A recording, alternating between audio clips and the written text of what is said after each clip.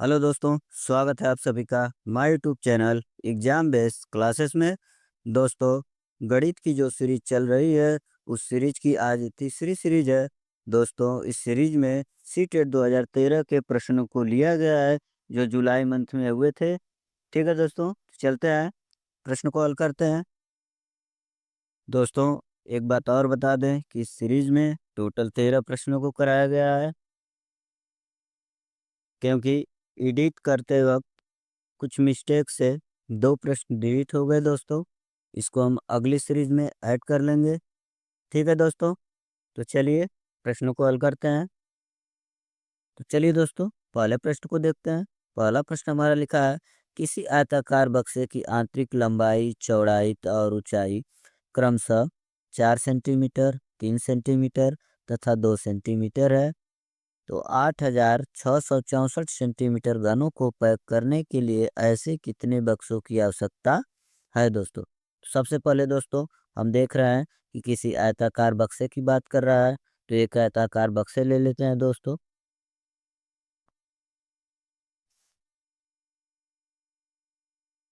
ये रहा आयताकार बक्सा दोस्तों। अब इसमें कह रहा है कि ये जो लंबाई है दोस्तों आपके सामने दिख रही है 4 सेंटीमीटर है। ये होती है चौड़ाई दोस्तों, ये है 3 सेंटीमीटर। और ये है ऊंचाई दोस्तों, ये है 2 सेंटीमीटर। अब आइए दोस्तों, देखते हैं कि इस बक्से में जो कुछ भी सामान रखा जाता है, इस बक्से में जो कुछ भी सामान रखा जाए, मान लीजिए चावल, गेहूं, आटा, पानी, या यहाँ लिखा है घन। यहाँ घन की बात कर रहा है तो घन समझ सकते हैं। तो इसको पता करने के लिए कि कितना आता है इस बक्से में, उसको पता करने के लिए दोस्तों हमें इस बक्से का आयतन निकालना पड़ता है। तो आयतन बराबर आपका होता है, ये आकृति जो है घनाभ की आकृति है दोस्तों। तो घनाभ का आयतन बराबर होता है,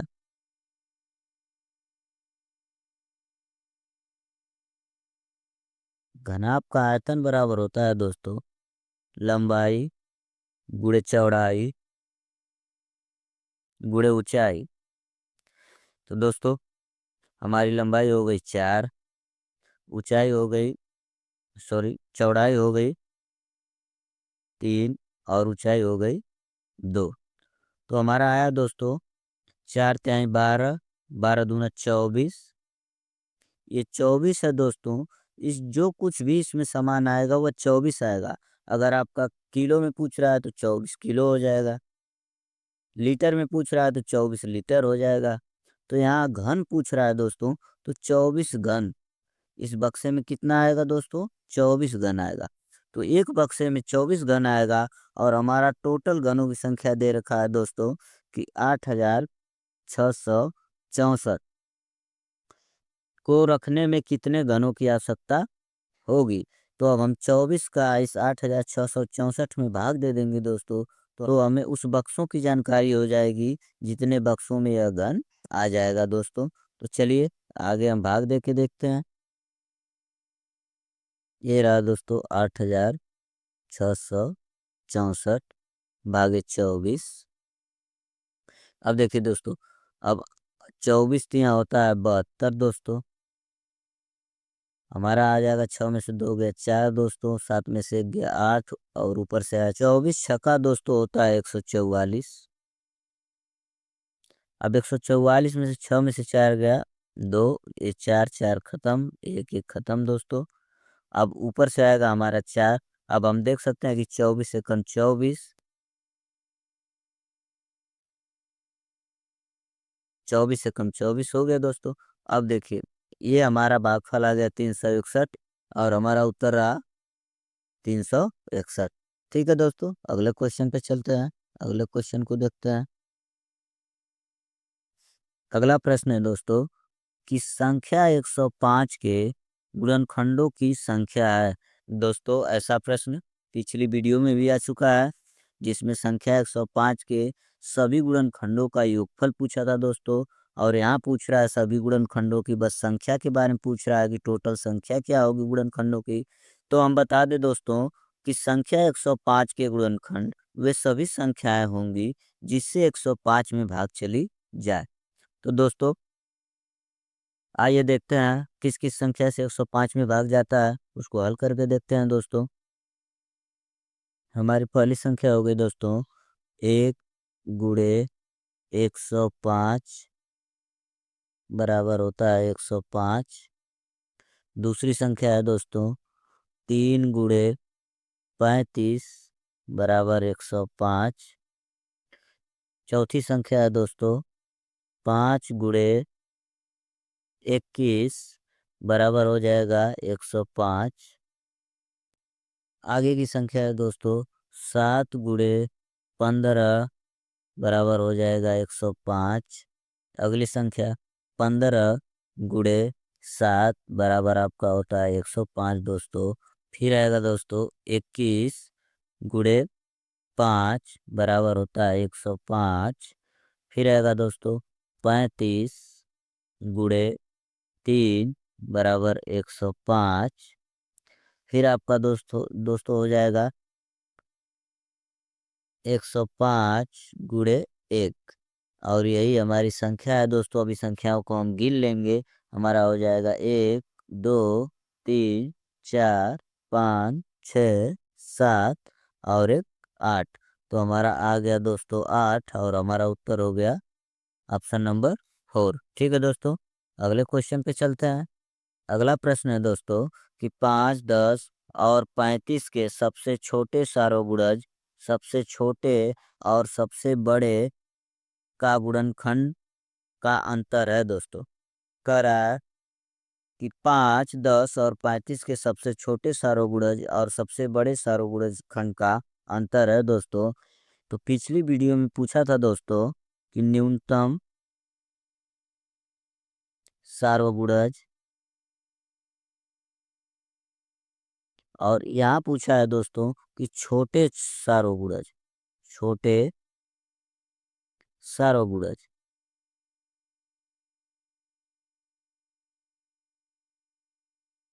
छोटे सारोगुणज इसका मतलब दोनों का एक ही होता है दोस्तों। न्यूनतम माने छोटा होता है, न्यून माने छोटा होता है, और यहाँ भी छोटा लिखा है दोस्तों। इसका मतलब होता है लघुत्तम समापवर्तक।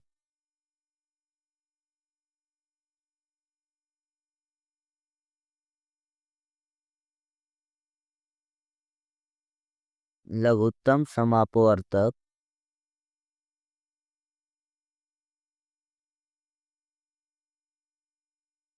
ठीक है दोस्तों, इसको आप जान गए। इस शब्द का मतलब कि छोटे सारोगुणज का मतलब होता है लघुत्तम समापवर्तक, या न्यूनतम सारोगुणज पूछे तब भी लघुत्तम समापवर्तक, या छोटे से छोटे सारोगुणज पूछे तब भी समापवर्तक दोस्तों।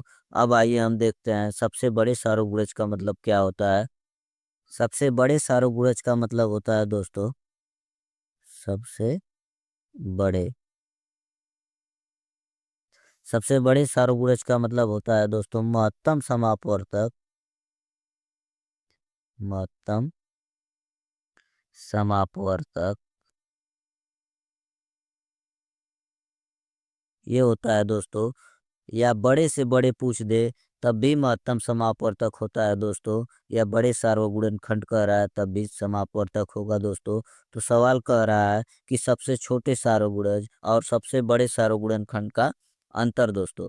तो अंतर करने के लिए हम सबसे पहले लघुत्तम निकालेंगे, फिर उसी संख्या का महत्तम निकालेंगे दोस्तों, और उनको घटा देंगे तो हमारा आ जाएगा उत्तर दोस्तों। तो चलिए हम निकालते हैं पहले लघुत्तम दोस्तों। हमारी संख्या है 5, 10, 35, और लघुत्तम होगा दोस्तों। सबसे पहले 2 से भाग जाता है, ये 5 नहीं कटेगा, ये 2 5 10 हो जाएगा दोस्तों, ये 35 हो गया दोस्तों। अब कोई भी संख्या 2 से नहीं कटेगी तो 3 से देखेंगे, 3 से भी कोई नहीं कटेगी दोस्तों, तो हम 5 लेंगे। 5 1 कम 5, 5 1 कम 5, 5 7 35। अब डायरेक्ट 7 आ गया दोस्तों, तो 7 7 से ही कटेगा, और ये हो गया हमारा 1 1 1 दोस्तों। ठीक है, अब इसका हम गुणा कर लेंगे, हमारा लघुत्तम पता चल जाएगा दोस्तों। तो हमारा गुणा हो जाएगा 2 × 5 × 7 बराबर हो जाएगा 2 5 10, 10 साते 70 दोस्तों, हमारा एलसीएम आ गया 70। लघुत्तम समापवर्तक आ गया हमारा 70 दोस्तों। अब हम निकालते हैं महत्तम समापवर्तक, फिर देखते हैं उसका क्या आता है। फिर दोनों को घटा देंगे दोस्तों और हमारा आ जाएगा उत्तर। चलिए दोस्तों, महत्तम निकालते हैं। महत्तम कैसे निकलता है दोस्तों, उसको देखिए। सबसे पहले 5, और इसमें जाने वाले गुणनखंड का मतलब आपको अभी बताया है दोस्तों कि किन किन संख्याओं से भाग चली जाएगी, उसी को गुणनखंड कहते हैं। तो 5 में बस 1 से और 5 से ही भाग जाएगी, तो 5 हो जाएगा दोस्तों, 5 गुणे 1। और 10 का गुणनखंड हो जाएगा आपका दोस्तों 2 गुणे 5। इसके सिवा कोई सी संख्या से भाग नहीं जाएगी इसमें। अब 35 का गुणनखंड हो जाएगा दोस्तों 7 गुणे 5। इन दोनों संख्याओं के अलावा इसमें और किसी संख्या से भाग नहीं जाएगी दोस्तों। अब महत्तम का मतलब होता है दोस्तों कि 5 के गुणनखंड में और 10 के गुणनखंड और 35, इस तीनों के गुणनखंडों में जो संख्या कॉमन होती है वही महत्तम होता है दोस्तों। तो यहाँ देख सकते हैं कि आप एक ही संख्या कॉमन है दोस्तों, वो है 5। तो 5 इसका हो जाएगा महत्तम दोस्तों, महत्तम। ठीक दोस्तों, अब कह रहा है कि इन दोनों का अंतर दोस्तों, तो हमारा लघुत्तम आया है 70 और महत्तम आ गया 5 दोस्तों। और इसको जब घटाएंगे तो हमारा आएगा 65 दोस्तों, और यही होगा हमारा उत्तर, ऑप्शन नंबर 3। ठीक है दोस्तों, आगे चलते हैं। 11 इकाइयाँ प्लस 11 दहाइयाँ प्लस 11 सैकड़े बराबर हैं। बहुत सिंपल सा क्वेश्चन है दोस्तों। ये आपका फर्स्ट सीरीज, सेकंड सीरीज और ये थर्ड सीरीज में भी आ गया दोस्तों। इसको देखिए, ये जैसे बोल रहा है वैसे आपको लिखते जाना है, उसको जोड़ देना है दोस्तों। बीच में प्लस दिया है, इसका मतलब जोड़ना है। बस जोड़ देंगे, हमारा उत्तर आ जाएगा दोस्तों। तो सबसे पहले लिखा 11 इकाइयाँ, 11 दहियाँ, 11 सैकड़े। तो आपको पता है दोस्तों कि सबसे पहले होता है इकाई, फिर दहाई, फिर सैकड़ा दोस्तों। तो हम यहाँ सबसे पहले सैकड़ा लिखेंगे दोस्तों, या इकाई से भी लिखेंगे तब भी हो जाएगा दोस्तों, लेकिन हम सैकड़ा से स्टार्ट करेंगे तो हमारा गलत होने का कम चांस रहेगा दोस्तों। सबसे पहले सैकड़े को लिखते हैं। सैकड़े पे 2 शून्य होता है, तो 11 सैकड़े का मतलब हो गया 1100 दोस्तों, 2 शून्य। इसके बाद लिखा है दोस्तों, इसके बाद दाएं का नंबर आता है, तो 11 दाहियाँ दोस्तों। 11 दाहियाँ का मतलब दाएं पे 1 शून्य होता है दोस्तों, तो ये 1 शून्य हो गया दोस्तों। इसके बाद लिखा है 11 इकाइयाँ दोस्तों, तो इकाई के पे कोई शून्य नहीं होता है, तो 11 इकाइयाँ हो गया दोस्तों। ऐसी को जोड़ देंगे तो हमारा आ जाएगा उत्तर दोस्तों। ये लिखा है 1, ये 1 1 हो जाएगा 2, और 1 1 2, और ये 1 हमारा आ गया 12 21 दोस्तों। हमारा ऑप्शन नंबर 2 दिख रहा है, यही सही होगा दोस्तों। ठीक, अब चलते हैं आगे दोस्तों। आपका अगला क्वेश्चन है दोस्तों, 509 और 3028 का योग है। बहुत सिंपल सा क्वेश्चन है दोस्तों, बहुत सिंपल है। आपको बस संख्याएं लिखनी है और उसका योग कर देना है। जो लिखा है आप प्राइमरी में ही पढ़ चुके हैं दोस्तों, कि अंकों को शब्दों में लिखा कैसे जाता है। आइए दोस्तों, ये गलत नहीं होना चाहिए, परीक्षा में आ जाए दोस्तों। तो अगर आपको संख्याएं लिखने में दिक्कत होती है दोस्तों, जो संख्याएं को कम समझ पाता है, उसके लिए मैं बता दूं कि सबसे पहले आप देखिए कि कहाँ तक संख्याएं दी हुई है। सबसे ज़्यादा इसमें 1000 ही दिया हुआ है दोस्तों, उसके बाद 100 है, मतलब 500 है, तो वो नीचे है दोस्तों। इसका मतलब हम इकाई, दहाई, सैकड़ा, 1000 लिख लेंगे दोस्तों। और कह रहा है 3000, तो 3000 से स्टार्ट करेंगे। फिर कह रहा है 28, तो 28 लास्ट में ही आता है दोस्तों। हम ये 28 लिख लेंगे, तो यहाँ हो जाएगा 0।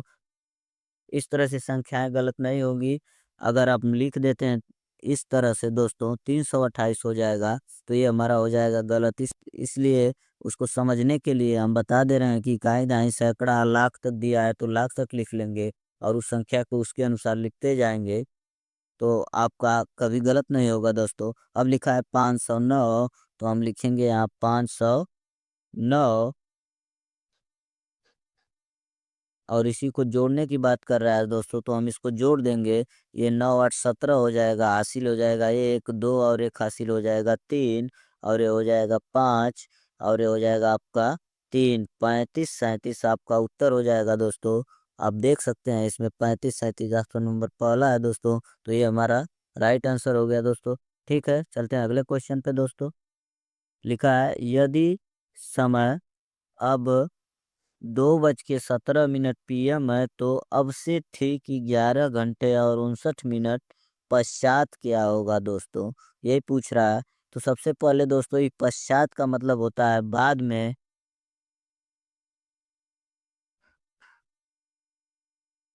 बाद में इसको हम जानेंगे दोस्तों। तो लिख रहा है दोस्तों कि यदि समय अब 2:17 PM 2:17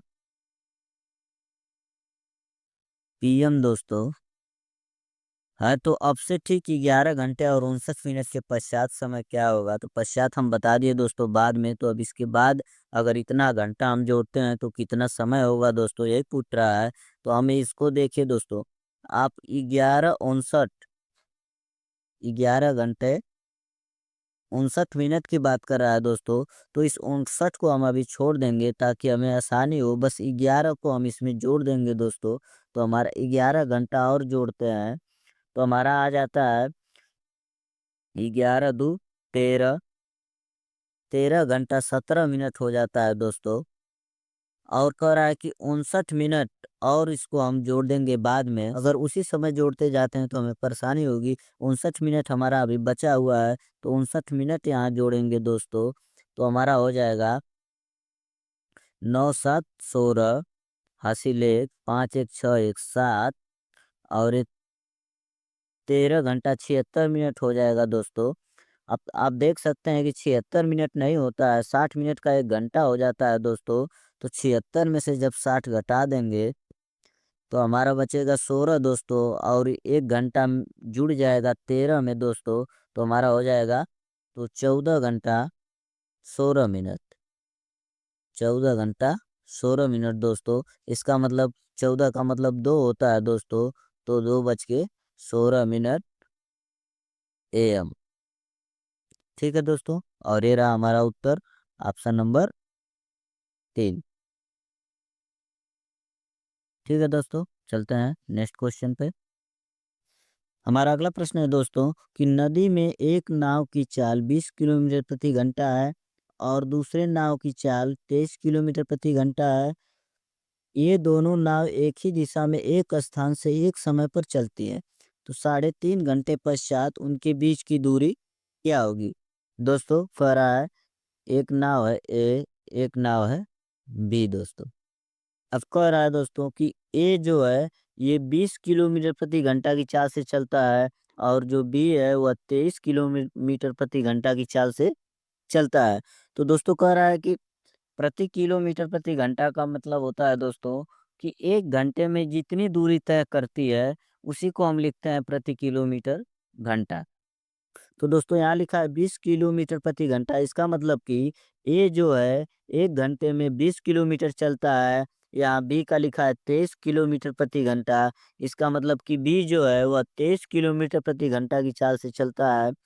तो 3.5 घंटे बाद दोनों के बीच की दूरी क्या होगी दोस्तों। तो आइए देखते हैं। ये यहाँ से चलता है, दोनों एक साथ चलते हैं, दोनों चले 1 1 घंटा दोस्तों। 3.5 घंटे की बात कर रहा है। तो 1 घंटा ये चला, 1 घंटा ये चला। तो 23 किलोमीटर ये चलेगा दोस्तों और 20 किलोमीटर यह चलेगा। इसके बाद फिर यहाँ से 1 घंटा और चलते हैं। 1 घंटा 1 घंटा।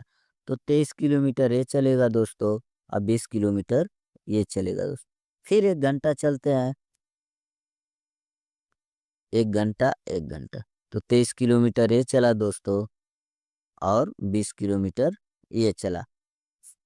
अब दोनों 3.5 घंटा की बात कर रहा है दोस्तों। तो अब दोनों आधा आधा चलेंगे दोस्तों, तब जाके 3.5 घंटा होगा। तो जब आधा घंटा चलेंगे 1/2 घंटा।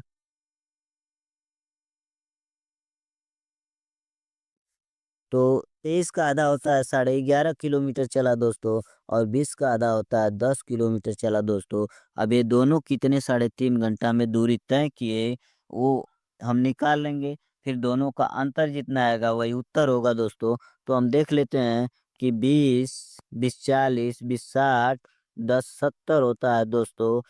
और ये आपका हो जाएगा दोस्तों 23, 23 46, 23 69 और 11.5 जोड़ेंगे तो 80.5 होगा दोस्तों। जोड़ के देख लीजिएगा। अब इन्हीं दोनों का अंतर चाहिए दोस्तों, तो आप देख सकते हैं कि ये 70 से कितना आगे है। 10.5 आगे है दोस्तों। तो हमारा उत्तर हो जाएगा, यहाँ घटा के भी देख लेते हैं अगर उस तरह से नहीं समझ में आ रहा है दोस्तों। 70 घटाएंगे तो 0.0 ये 5 हो जाएगा। 80 में से 70 गया 10 हो जाएगा। हमारा आंसर हो जाएगा 10.5 किलोमीटर। ठीक है दोस्तों, अब चलते हैं अगले क्वेश्चन को देखते हैं। अगला क्वेश्चन है दोस्तों, संख्या 90,707 को 9 से भाग देने पर शेषफल क्या होगा। दोस्तों बस शेषफल पूछा है, भाग देना आप सिंपली हम दोनों सीरीज में बता चुके हैं दोस्तों। ये तीसरी सीरीज है, फिर देख लीजिए एक बार। भाग देना बहुत आसान है, बार बार सी टेट यही पैटर्न जो आता है दोस्तों वो हर बार रिपीट करता है और आपको क्वेश्चनों में कुछ मॉडिफाई करके अलग प्रकार का बनाता है, लेकिन जो बेस रहता है वही रहता है दोस्तों। और यहाँ तो बेस एकदम सिंपल है, आपको बस शेषफल बताना है दोस्तों। तो चलिए हम भाग करके देख लेते हैं कि शेषफल क्या बचेगा दोस्तों। लिखा है 90,707 और भाग देना है 9 से दोस्तों। एकदम सिंपली सा 9 का पहाड़ा सभी को आता है दोस्तों। तो 9 एक कम हो जाएगा 9, एक कट जाएगा दोस्तों, ऊपर से आएगा 0। अब हम बताए थे दोस्तों कि जब भी ऊपर से कोई संख्या नीचे उतारी जाती है तो अगर भाग नहीं जाता है तो भागफल में एक 0 बढ़ा के हम दूसरी संख्या को उतारते हैं, वो है 7। अब फिर भी हमारा भाग नहीं जाएगा दोस्तों, तो फिर भागफल में एक संख्या हम उतारेंगे और ऊपर से उतारेंगे 0। अब हो गया 70। आपका हो जाता है दोस्तों 9 7 63 और ये बचा 7 दोस्तों। ऊपर से आया 7, 9 8 72 दोस्तों। तो हम देख सकते हैं कि 77 में से 72 को घटाया जाता है दोस्तों। तो 7 में से 2 गया 5 और ये 7 7 कट गया दोस्तों। तो हमारा शेषफल कितना बचा, 5, और हमारा उत्तर हो जाएगा 2 दोस्तों। ठीक है दोस्तों, अगले क्वेश्चन को देखते हैं।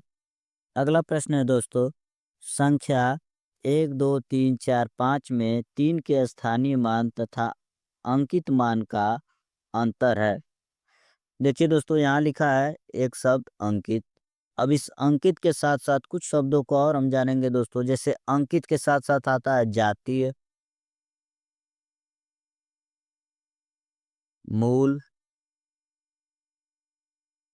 ठीक है दोस्तों, तो अंकित, जातीय, मूल सभी एक ही शब्द होते हैं दोस्तों। कभी क्वेश्चन में आपके दे सकता है कि तथा, जैसे लिखा है क्वेश्चन कि एक संख्या 1 2 3 4 5 में 3 के स्थानीय मान तथा अंकित की जगह लिख सकता है कि जातीय मान या मूल मान का अंतर है दोस्तों। तो इसको आप समझ लेंगे कि ये तीनों शब्द एक ही होता है दोस्तों।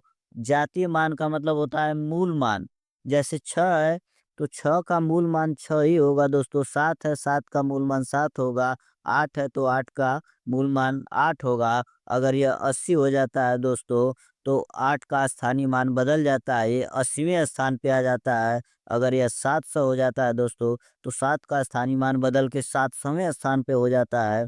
और यह अगर 1000 हो जाए दोस्तों तो 6 का 1000वां स्थान हो जाता है कि वो 1000वें स्थान पे स्थित है दोस्तों। और जाति और अंकित मान और मूल मान का मतलब होता है मूल वही दोस्तों जो वो बना है। जो 8 है तो 8 ही हो, कहीं भी रहे 8 रहेगा दोस्तों, उसको मूल मान कहते हैं। ठीक है दोस्तों, अब इसको हम लगाते हैं। आपको संख्या दी हुई है दोस्तों कि 1 2 3 4 5 में 3 का स्थानीय मान दोस्तों आपको हम बता चुके हैं कि 3 के बाद जितनी अंक होगा उतना 0 लगाएंगे, उसका स्थानीय मान निकल जाएगा दोस्तों। तो 3 है 100वें स्थान पे, आप देख सकते हैं। इकाई, दहाई, सैकड़ा 100वें स्थान पे है। 100वें में 2 शून्य होता है दोस्तों, तो 2 शून्य लग गया। ठीक है दोस्तों, अब इसके बाद कर रहा है अंकित मान। इसका अंकित मान 3 ही होता है दोस्तों, आपको बता चुके हैं। दोनों का अंतर पूछ रहा है दोस्तों, तो 300 में से 3 घट जाएगा तो 297 हो जाएगा दोस्तों। और यही हमारा उत्तर हो जाएगा दोस्तों, ऑप्शन नंबर 3। ठीक है दोस्तों, उम्मीद करते हैं समझ में आया होगा। चलते हैं अगले क्वेश्चन पे। अगला प्रश्न है दोस्तों, लिखा है कि निम्न प्रतिरूप को देखिए। निम्न प्रतिरूप को देखिए, प्रतिरूप देखना है दोस्तों। कुछ संख्याएं दी हुई है, सभी में 8 से भाग देने पर आपका 1 आ रहा है, फिर 1 2 आ रहा है, फिर 1 2 3 आ रहा है, फिर 1 2 3 4 आ रहा है। तो संख्याओं का क्रम बढ़ता जा रहा है दोस्तों। पहले 1 आया, फिर 1 2 आया, फिर 1 2 3 आया, फिर 1 2 3 4 आया। तो हम देखेंगे दोस्तों कि आने वाली संख्या में क्या आएगा। इस प्रतिरूप को ध्यान से देखना है, इसको देख के आपको प्रतिरूप देखना है दोस्तों, न कि इसको लगाने के चक्कर में पड़ना है। लगाएँगे तो आपका बहुत टाइम जाएगा और घबरा भी जाएँगे। प्रतिरूप को देखना, एक पैटर्न दिया गया है कि इस क्रम में ये आ रहा है, इस क्रम में ये आ रहा है, तो आगे आने वाले क्रम में क्या आएगा दोस्तों। तो हम देख सकते हैं दोस्तों, यहाँ देखिए जो -1 लिखा है दोस्तों, -1 लिखा है मतलब 1 आ रहा है, ये 2 लिखा है माइनस, इसका मतलब है दोस्तों कि 1 2 तक जा रहा है। ये 3 लिखा है तो 1 2 3 तक जा रहा है, और यह 4 लिखा है तो 1 2 3 4 तक जा रहा है दोस्तों। और इधर क्रम देखते हैं दोस्तों, यहाँ 9 है, तो 9 के बाद 1 घटा के 8 है, 9 8। अब 9 8 7 एक घटते हुए क्रम में जा रहा है दोस्तों, 9 8 7, फिर 9 8 7 6, और यहाँ 4 है दोस्तों, तो 1 2 3 4 तक गया है। इसी तरह इस पैटर्न में को हम देखते हैं दोस्तों, तो यहाँ लिखा है 9 8 7 6 5 4 तक गया है घटते हुए, लेकिन यहाँ लिखा है 6 दोस्तों, तो हमारा इसका मतलब होगा कि 1 2 3 4 5 6 तक हम भी जाएँगे दोस्तों। ये नहीं कि ये यहाँ 4 तक दिया है तो अगला 5 तक होगा, वो गलत हो जाएगा दोस्तों। हमको इसको देखना है कि इसके अंदर क्या है, ये 6 है, तो हम 6 तक जाएँगे दोस्तों, और हमारा ऑप्शन नंबर 2 यहाँ सही हो जाता है दोस्तों। ठीक है दोस्तों, अब चलते हैं अगले क्वेश्चन को देखते हैं।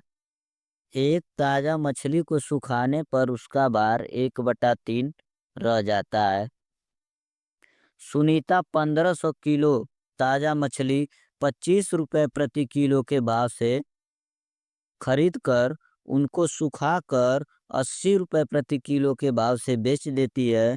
इस प्रकार वह कमाती है दोस्तों। तो सबसे पहले दोस्तों हम देख रहे हैं कि एक मछली जो है वह सुखा देने पर उसका 1/3 रह जाता है। इसका मतलब है दोस्तों कि अगर 12 किलो मछली हम खरीदते हैं और उसको सुखा देते हैं, तो उसका 1/3 भाग रह जाएगा। मतलब कि 12 का 1/3 भाग हो जाएगा, 3 चौके 12 बराबर 4 दोस्तों, वह 4 किलो की रह जाती है। ठीक इसी प्रकार आगे क्वेश्चन को हम देखते हैं कि क्या कह रहा है, उसका 1/3 भाग कितना होगा। सुनीता 1500 किलो ताज़ा मछली खरीदती है दोस्तों, तो यहाँ हम लिखते हैं ताज़ा, ताज़ा, और यहाँ लिखते हैं सूखा। सुखाने के बाद कितना हो जाएगा दोस्तों, इसको निकालेंगे। सुनीता 1500 ताज़ा मछली खरीदती है दोस्तों, अगर इसको सुखा देगी तो उसका हो जाएगा 1/3, मतलब कि 3 पाँचे 15, ये डबल जीरो 500 बराबर आ जाएगा 500। सुखाने के बाद जो 1500 मछली खरीदती है, 1500 केजी, वह सुखाने के बाद 500 केजी हो जाता है दोस्तों। अब कह रहा है कि 25 प्रति किलो के भाव से खरीद कर जो 1500 मछली खरीदती है दोस्तों, उसको 25 रुपए प्रति किलो भाव से खरीदती है। तो हम देख लेते हैं कि 15 का 25 रुपए प्रति किलो भाव से कितना रुपए हो जाता है दोस्तों। तो 1500 में हम 25 का गुणा करेंगे, 500 नाम 0 हो जाएगा, 500 नाम 0 हो जाएगा, 50 25 आपका हासिल 2 हो जाएगा, 5 एक का 5 2 7 हो जाएगा दोस्तों।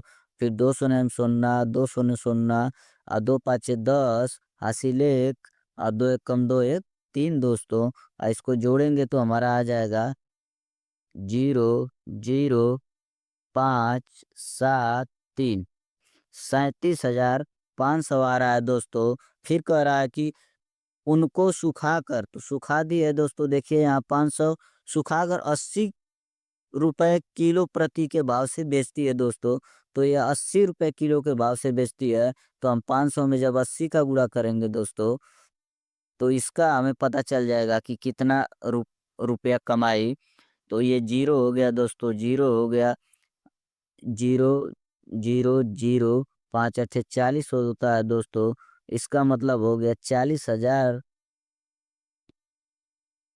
40,000 रुपए में उसको बेचती है दोस्तों।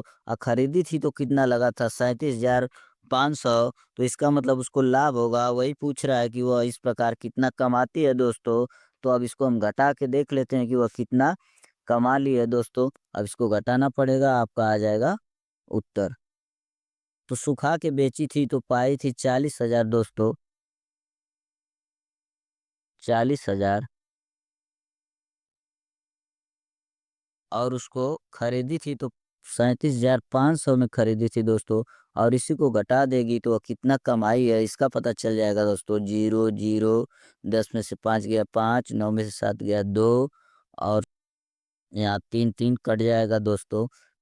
2500 रुपये वह कमाती है दोस्तों उस मछली से। और ये ऑप्शन नंबर 1 हमारा सही होता है दोस्तों। ठीक है दोस्तों, उम्मीद करते हैं समझ में आया होगा। चलते हैं अगले क्वेश्चन को देखते हैं। हमारा अगला प्रश्न है दोस्तों कि निम्न में से कौन सा सही नहीं है। ये 4 ऑप्शन दिया है दोस्तों, पूछ रहा है कि इनमें से कौन सा सही नहीं है। तो पहला ऑप्शन देखते हैं दोस्तों। लिखा है कि 56.7 किलोग्राम बराबर 5,670 ग्राम। अब देखते हैं दोस्तों ये सही है कि नहीं है। तो आपको यहाँ पता होना चाहिए दोस्तों कि 1 kg बराबर होता है 1,000 ग्राम। ठीक है दोस्तों, 1 kg बराबर 1,000 ग्राम। तो 56.7 किलोग्राम बराबर हो जाएगा दोस्तों 56.7 गुणे 1,000। तो ये ग्राम में बदल जाएगा दोस्तों। तो जब गुणा करते हैं दोस्तों, तो जब इस तरह से संख्याएं आती हैं तो गुणा करना आसान होता है दोस्तों। अभी दशमलव को छोड़ के हम बस 567 पढ़ते हैं, और यहाँ 1 है, इस जीरो को छोड़ के 1 लिखा है दोस्तों। तो 567 में 1 का जब गुणा करेंगे दोस्तों, तो 567 होगा हमारा। और 3 जीरो है तो 3 जीरो उतार देंगे दोस्तों। इस तरह से गुणा करते हैं, और एक अंक पे यहाँ दशमलव लगा है, यहाँ पे 56.7, तो एक अंक पे दशमलव लगा देंगे तो हमारा टोटल आ गया दोस्तों 56,700 ग्राम। टोटल आ गया हमारा 56,700 ग्राम दोस्तों। लेकिन लिखा कितना है, यहाँ दिया है कि 5,670 ग्राम। इसका मतलब कि ये ऑप्शन बिल्कुल गलत है, और यही पूछा है दोस्तों कि निम्नलिखित में कौन सा सही नहीं है। तो हमारा ऑप्शन नंबर पहला ही सही हो जाएगा दोस्तों। अब आगे 3 ऑप्शनों को भी हम समझा देते हैं दोस्तों, देख लेते हैं वो किस प्रकार सही है। आगे लिखा है दोस्तों कि एक घन के 6 फलक होते हैं। तो ये बात सही है दोस्तों कि एक घन के 6 फलक होते हैं। हम आपको घन के आकृति दिखा देते हैं, आप समझ जाएंगे दोस्तों। ये रहा हमारा घन दोस्तों, ये रहा हमारा घन दोस्तों। अब आइए इसको देखते हैं कि इसमें 6 फलक होते हैं कि नहीं। आपको हम गिनाते हैं दोस्तों, आप बस देखते रहिए और समझते रहिए। देखिए दोस्तों, एक लिखा है ये सामने, ये जो सामने दिया है एक फलक हो गया दोस्तों। एक इसके ठीक अपोजिट पीछे दिया रहेगा दोस्तों, ये देखिए हम लाइन ड्रॉ कर रहे हैं।